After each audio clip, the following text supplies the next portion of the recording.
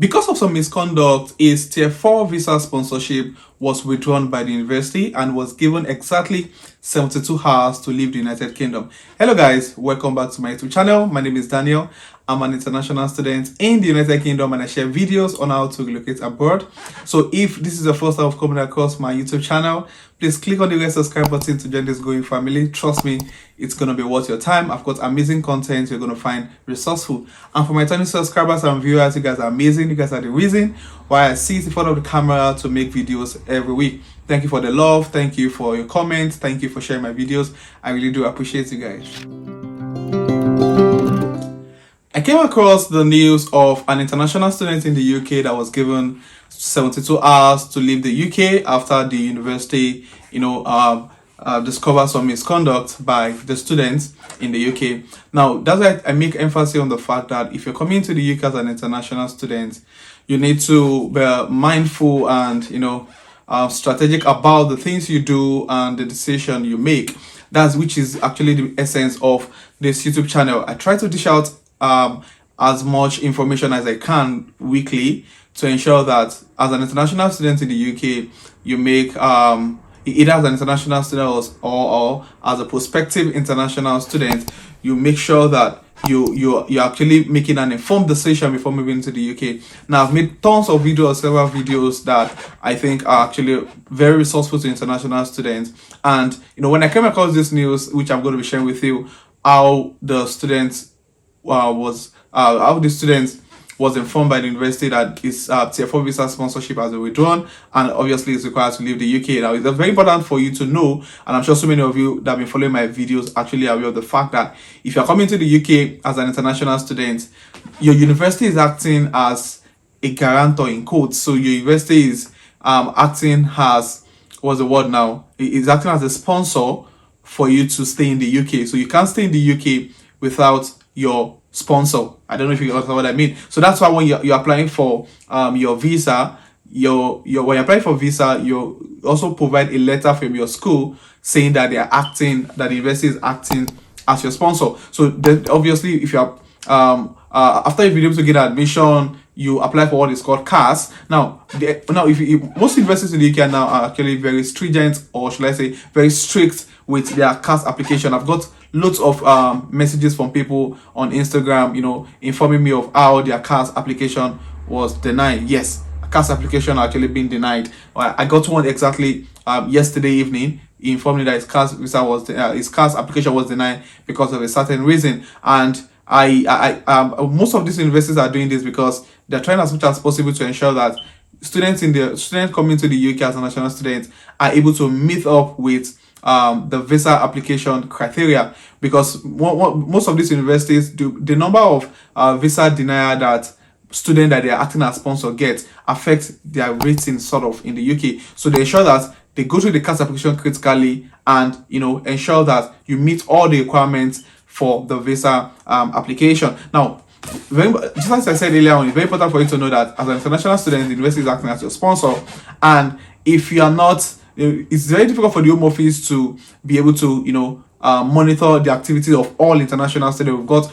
hundreds of thousands of international students coming to the UK every year, so it's very difficult for the Home Office to actually monitor everyone's activity. Now, the only way for them to keep track of what each student is doing in the UK is to put them under, shall I say, under monitoring by the university they are going to. That's why the university acts as a sponsor, and I think most universities in the UK actually give reports back to the Home Office. That's why you can't apply for post-study except your university, confirms that you've actually met all the academic criteria and you've earned a degree. So the university is going to act as your sponsor, and the university monitor everything you do. That's why if you attend classes in the UK, there's like a a sign-in that you do whenever you go for classes. This is a way of them monitoring if you actually commit to school. Now, this particular student lost his Tier 4 visa sponsorship because of the reason I'm going to be sharing with you in the video. So don't go anywhere, keep watching, as I'm going to show you some of the things they did that actually warranted the university to withdraw a sponsorship. And also think I need to make emphasis on the fact that if you're coming to the United Kingdom, ensure you have enough funds. Now, this particular student came into the UK sometime in, I think, 2020, and it was pandemic period, and he was actually very much busy working. Now, this particular student failed to attend classes. Now, that's why I said, if you're coming to the UK, ensure that you have enough funds and you have the right mind of coming into the UK. Know the reason why you're coming to the United Kingdom. Now, someone made mention of something on my what's it called, on my on the comment section of one of my videos, saying that, oh, he's planning to come to the UK on the Tier 4 visa but doesn't have any plan of going to school. The moment you try that in the UK and the university discover you're not coming for classes, they have the right to withdraw their sponsorship. And the moment the university withdraw their sponsorship, you can't stay in the UK legally. You have to leave the United Kingdom because you are no longer under the sponsorship of that particular university. So if you choose to remain in the UK, that means you'll be leaving the UK as an illegal immigrant, and that's going to be a nightmare. You won't be able to work, you'll be able to do practically nothing. You can't have a bank account if you're staying in the UK illegally. So you've got like a lot of things that will be working against you if you choose to stay. So it's very important for you to know why you're coming to the United Kingdom. Now, back to the story. This particular student, was busy working. He was working his ass out. He had I think he only paid the deposits to the university, so he had like obviously the balance of his tuition fee to pay. However, this student was busy working. He was working his ass out, going against the UK immigration rules for international students, and he kept on working. He was working. He wasn't attending classes. Now in 2020, most of the classes were online. He wasn't joining any of the classes online. He wasn't contributing. Now, when it's time for that, I said, if you come to the UK, ensure you have enough funds. Personally, I recommend at least ensure that you've paid 50 to 60% of your tuition fee. Even if you have the plan of, making the balance of your tuition fee here in the UK, ensure that you've been able to actually pay 50 to 60% of the tuition fee, so you don't put yourself on unnecessary financial pressure. Now, this particular student was working. He only paid, I think, £30,000 for the deposit, and he was working. He kept on working, and he wasn't attending classes, obviously. Then at the point where it was time for him to do assessments, obviously if he's someone that wasn't attending classes, he actually struggled with some of the assessments and he failed. I think he wrote 3 assessments the first semester and failed the 3 assessments. Now, and mind you, this particular student actually didn't pay the balance of his tuition fee. The university kept sending me in emails and he wasn't responding. He wasn't actually paying up the balance of his tuition fee. His assessment wasn't doing well in most of this assessment. Now, the university tried as much as possible to contact him, and they organized, that's what one good thing about studying in the UK. These guys are actually emotional people, and they have your interest so much in mind. Even if you're actually doing a lot of things wrong, they try to give excuses for you. And they actually organized what's it called, like a counseling section for this particular guy. So probably whether he's going through depression, or they understand it was trying time all over the world, and most students are actually struggling with schooling, and they felt, oh, probably he's got like any mental health issue and he needed help. They organized counseling for this particular student, and he got a mail to attend this counseling so they can know how to help him if he needs like a personal tutor, to put him through his studies and all of that. The first meeting that was booked for this particular student, the guy failed to attend. He didn't attend their counseling section, and the university reached out to him again and all is well. They needed to actually have a conversation with him to know what's going on, why he's not meeting up with his financial obligation as regards his tuition fee, why is he struggling with his academics, why is he unable to attend classes, and all of that. This particular email was actually sent by the university based on their their compassion, and obviously they're acting as a sponsor. They are responsible to know how you're doing, what's actually happening with you. Now, the conversation was organized 2 more times, and this guy still failed to attend. All he was doing was working. He was busy working in most of the warehouse, around the city he was living in. And after several mails, trying to contact this particular student, he kept on ignoring. He was busy making money.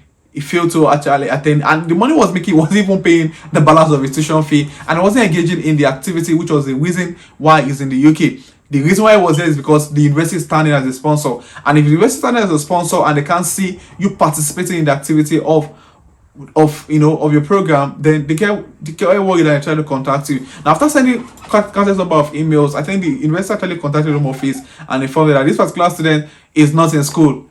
We can't actually feel his impact in school and all of that. So that's why I always tell people, if you're coming to the UK, please, if you're coming on the Tier 4 visa, try as much as possible to, you know, focus on your studies. Try as much as possible to finish your studying in the UK is actually very easy, honestly, compared to what we go through in Africa, especially those people that are from Nigeria. Studying in the UK is far easy. If you're going to rate studying, you know, in terms of how difficult it is, if you're going to rate studying in Nigeria as 10, in comparison with studying in the UK, it's probably 3, honestly, because, you know, the academic system in the UK is actually very easy. Most of the exams are open exams. You can bring in your phone, you can bring in a textbook to write exams. Imagine, but you can't do that in most of the African universities in African countries. So it's actually very easy and, you know, a bit, should I use the word, stress-free to study in the UK. There's no need for you to cram anything to, you know, write exams. Most of the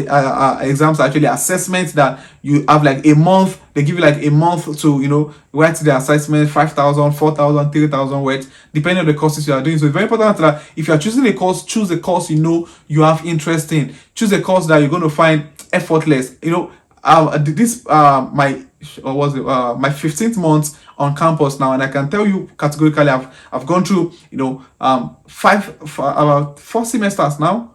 Yeah, I've gone through about 3 semesters now, and I've written countless number of assessments, and I can tell you for a fact that I found every of those assessments easy, and the result has been amazing. This is because, despite the fact I've got like a science background, I've had like years of experience as a banker, and doing an MBA in the UK was actually, should I say, stress-free. You know, I was able to study at my own pace and still, you know, come out well. So after the university, back to the story, after the university contacted this guy, and it was to no avail. They had to start sending emails to him informing him that his tier 4 visa will be withdrawn. Now that was like a warning. So for him to just, you know, respond and all of that. So this particular guy kept on with it, and he tried as much as possible to, you know, write some of those assessments, you know. And one of the things about assessments in the UK universities is that they meant to fail the first time. The second time you'll be marked over 50. That means you can't score more than 50. So you'll be marked like over 50. So if you score like 40 over 50, it means that you scored 40% over 100. So the guy tried to, you know, write some of the assessments, and I think he passed one and still failed the second one. And for a 1-year program, honestly, you're meant to start your program in the UK as an international student. Before you know, 1 year is over. It's gone so fast. Now, it was probably like about, I think about a month to the end of his program, and he's got like a lot of assessments that he hasn't passed. He's got his dissertation ahead of him, and obviously the university wouldn't want to, you know, that's how actually good most of the universities in the UK are. They try to help you even when you don't deserve to be helped, honestly. So it's got like what's it called? It's got like assessments outstanding. It's got dissertation still outstanding. Obviously, by the time his visa expires, he can apply for post-study visa. That's why I made a video on reasons why, you know, students in the UK are not getting the post-study visa. So many people are now actually finishing their programs, and if you don't finish your program, you can't get the post-study visa. So it's very important for international students to please ensure that they focus on the reason why they are in the UK. Trust me, there are opportunities in this land. There are actually a lot of things you can achieve. However, the first step is to ensure that this particular program you're doing, or you will be doing, if you're coming in September this year or whenever you're coming, ensure that you put your mind to it and try as much as possible to finish well, so you can open yourself out to, you know, opportunities, especially for people that are coming from Africa and Asia. We've now got like, what's the word? Let me use the word leverage now because of the Brexit.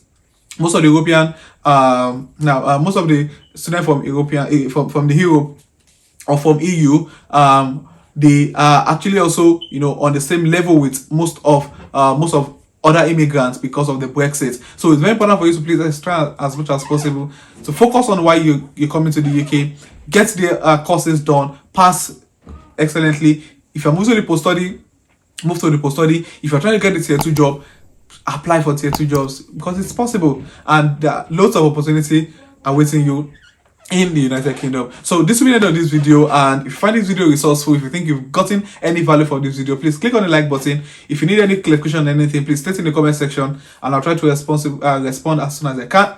And if you're coming across my YouTube channel for the very first time, come on guys, please click on the red subscribe button to join this growing family. And for my returning subscribers, you guys are amazing. Thank you for the love, thank you for the likes, thank you for sharing my videos. I really do appreciate you guys. So this will be the end of this video, and I'll see you guys in the next video. Thank you.